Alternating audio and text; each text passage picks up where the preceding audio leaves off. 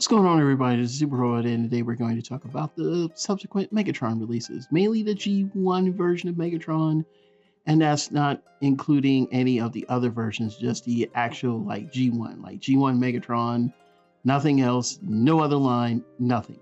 And everything started with Diaclone.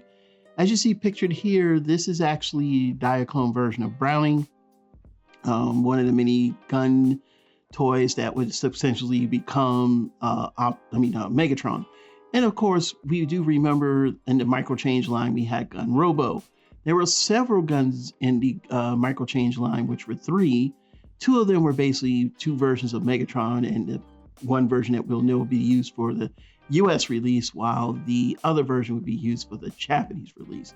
Also, we never ever seen this version of the mold again, but the coloration of this was sort of used to make some of the e-hobby versions. We'll talk about that later in the video. But this one here notably was one of the first Megatrons to be, I guess you could say, released in this family of Megatrons. That is correct, because there is more than one release of this figure. This release was used for two things: the coloration of one of the e-hobby versions of Megatron, and also subsequently this version of the mold was used for the Japanese release of Transformers, because in Japan, Transformers did not release until '85. Another story for another day, but I'm not going to go into that right now. But here from Robot Kibble's page, and also we did get some pictures from TF Source, here are the three gun robots that we have here. The one on the left is, of course, the precursor to the Man from U.N.C.L.E., as well as our G1 Megatron for the future. The one in the middle was never used again. That's the Gun Robo, and the one on the right, of course, that's pretty much Browning. And they do have a KO of that floating around. And also here in the micro change catalog, you can see where they have the U.N.C.L.E. set as well as the regular set. And you also do see where they have Gun Robo and Browning. So there's like 4 guns here, a lot of weapons and watches and cameras, but nothing like the Walter P-38 from U.N.C.L.E. If you're familiar with the U.N.C.L.E. TV series, you know, your man's had that stock. You know, he was that sniper dude. So that's basically what it was from. And of course, it turns into a robot. And pretty much this is G1 Megatron. The only difference is in America, Megatron cannot shoot the pellets, of course, you know, which I'm kind of glad. But we know all about the gun laws, and I don't need anybody telling me about gun laws. We're talking about G1 Megatron's a gun. Deal with it. Don't want to hear anything about this. We're just talking about subsequent releases, okay? Anyway, getting back to the video, here is everything that came with the Man from U.N.C.L.E. set. You'll notice there's a string of red pellets there. You were able to launch that because there was a firing mechanism. He does have the sword as well, which we did not get in the G1 figure. Actually, we only got the gun. So here is the G1 release of Megatron. I don't know if any early versions could fire. My version was 84.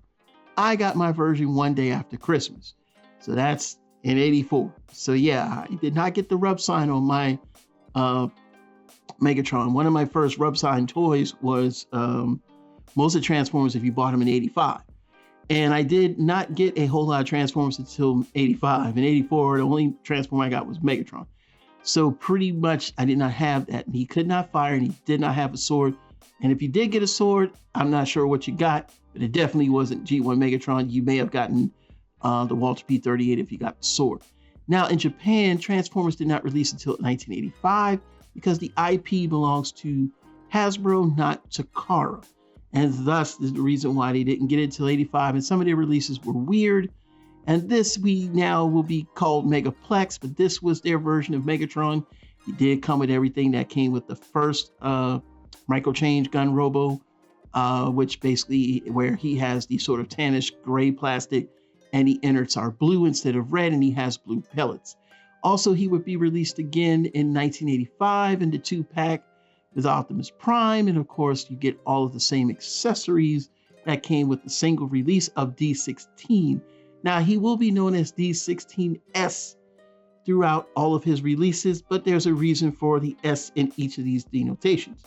Now, in order for you to get closer to a G1 Megatron, you would have to wait in 1986 to get the Goodbye Megatron set. That came with Starscream, and it came with the actual another tannish version of Megatron, but this time you get the scope and nothing else. but now you get the red arms and red feet, which are very much more like a G1, as well as the rub symbol on the side of the gun. Now, I'm not sure where the rub symbol would be because my Megatron didn't have a rub symbol, but I heard it was on the arm. But either way, this is based on the later versions of the releases in America where you had the variations. And thus, because of the rub sign, you would get that variation. And also in 86, we know that we would later on get Galvatron in the incorrect colors. We should be purple, but unfortunately he was gray because I think this was intended to be Megatron, a newer version. This is a long story about it. This is just my theory. If I say that, a lot of people get upset. He was released in America. Of course, he had the dual mode where you could turn him into a gun. Now he was a laser blaster, more or less. And even then, I think in the States, they were trying to shy away from such weapons and things like that. So, yeah, we really didn't see much of him again, did we? Now, of course, we go over to 1990, and this will be the last time we even see Megatron be released for quite some time. He's now an Action Master, and he has this split-apart tank. Now, I'm not going to go into details on this because when Action Masters came out, I was not playing with toys and didn't really care about Transformers. Didn't even want to be dealing with toys. All I did was go outside, hang out, talk to girls, dance, listen to rap music, get in trouble with my mom all the time for staying out late. That's what my life was like growing up as a kid in the late 80s. Then, of course, we jump all the way to 2001. And, of course, this would never get re-released in America. But over in Japan, we got the D16 Special. Now, why is it called D16 Special and why is the S designation used for all the releases? Is because of the fact that there was never a complete release of G1 Megatron in Japan until this one. Thus the denotation of the S, because the original release of Megatron, even the Goodbye Megatron release, only came with the scope. So if you want the full G1, basically 1984-85 American experience for Japanese owners, this is their first foray into that on the D16 Special. Now we jump over to the black and brown version, which of course a lot of people, if you got this one, know it has some issues, mainly because the brown used that really swirly plastic. And I can't remember which release came first because in eHobby, this did come out in 2001. And I can't remember which packaging they used, but I do know for a fact that this was at the BotCon in 2001. And my friend got one. And it's only limited to 1,000 pieces, but he has never opened his because we read up on this and it was like, yeah, please don't open this. You might not want to. So it's still in a package. Now we get to the next release, which also was a special release during the release, another eHobby version or collector version, and that is Megaplex. Now, the reason why he's called Megaplex, because in Machine Wars, there was this little debacle where the character that was actually Megatron was actually painted blue, while the character that was Megaplex was painted actually gray and more greenish, but still gray like Megatron, but based on the packaging, I'm sure it was incorrect. Megaplex should have been the blue guy and Megatron should have been the gray guy. So harking back to that, they went ahead and called the G1 Japanese original release Megaplex. I think he can fire the rounds, or maybe they just come with that, I'm not sure. But he comes with everything that was missing from the original release, which includes the stock and the barrel, as well as a new shiny yellow pea looking mace. Now we jump to 2002 with the Choro Q Megatron gun thingies. Well, if you're into these and you have them, that's good. Some of these things, to me, they're cool for Japan, just not cool for me. I can't spend money on stuff that I really wouldn't be excited to have. So I would definitely pass on this. But these are part of the releases of G1 Megatrons. They exist. So we had to throw them in the video. Then, of course, in 2002, we got the Takara book style where we get the full original G1 Megatron. That comes with everything that the D16 Special came with. Exception this time, you get the purple axe and some Decepticon symbols. Plus, you get a Decepticon mouse pad, very similar to the new Gears 2002 Special, which came with the Autobot stickers and the Autobot mouse pad. But I do think they gave you a little bit more, of course, with the Optimus Prime. I really do miss that release. I owned it. I really wish I didn't sell it, but things happen. You got to grow up. You got to have some money. I was broke. Hey, I had to do what I had to do.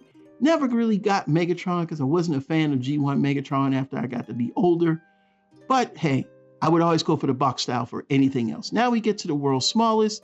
These came out in 2004. And of course, you get your original G1 Megatron with the red feet and the red arms and the typical swirly sticker thingy. And of course, you get the scope, which doubles as the fusion cannon.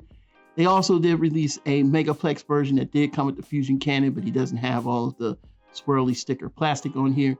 And of course, they did do this again with their own version of a VSX set that was very similar, but this time they're using the world's smallest. If you can find this 2-pack, you're a lucky person, and he does come with the original, that Megaplex release. Don't know if he comes with a sword or not. Doesn't look like he does, but I do believe it's identical to the single release of the Megaplex version. Then, of course, we get this one. Now, this was supposed to be a foray by Aaron Archer to release a G1 Megatron. And they were pushing to make this a Toys R Us exclusive by adding the orange barrel. Now, this was seen around BotCon 2002 and not seen again until 2005. And this is the only picture we have. The reason being is that the second time they showed it, there was no cameras allowed to take any pictures of it. But it does look like it would have been sort of, a way to sell Megatron in stores by having the orange barrel and things of that nature, but without modifying the tip to the point where it looks like something different. I'm sure most of the stores would have passed on it. And likewise, why we don't really see again a G1 Megatron release anywhere, because he turns into a gun. Now in 2005, we get a sort of animation correct color version of Galvatron. Now, this is the standard release. I do believe that the eHobby release was that of the original gray colors, and I think they called him Galvatron 2. I didn't show him off because that's basically the same Galvatron that we got in 1986. But this one was highly sought after by a lot of collectors. And then finally, we get the Encore. Now, I don't know much about the Encore other than that I think it was identical to the original release of the D16. Didn't hear any quality control issues on the on this version as far as I know. And I don't know too many people that got the Encore version. I kind of like the Takara box style all in all, but they did put the rub symbol in a different spot, which is on the arm, the fusion cannon arm, versus where it is on the side of like the, I think 80, one of the releases. So, that's just something to think about. And then the only other Megatron we ever got was G1 release was in Japan. And that was the G1 Megatron and Movie Megatron multi-pack. And that came out in 2011. And he does come with the sword. He does come with the bullets, I believe. And he does retain his firing mechanism. But again, this would never be released in America. And he does have that similar kind of tannish gray plastic, but he doesn't come with the swirly stickers or anything like that. So there were a lot of G1 Megatron releases, not as much as Optimus Prime, and that's of course due to gun laws. I'm sure if gun laws were lax, we would have seen a few more releases of G1 Megatron, maybe with different crazy colors, like the one that Aaron Archer was trying to propose that basically got passed upon.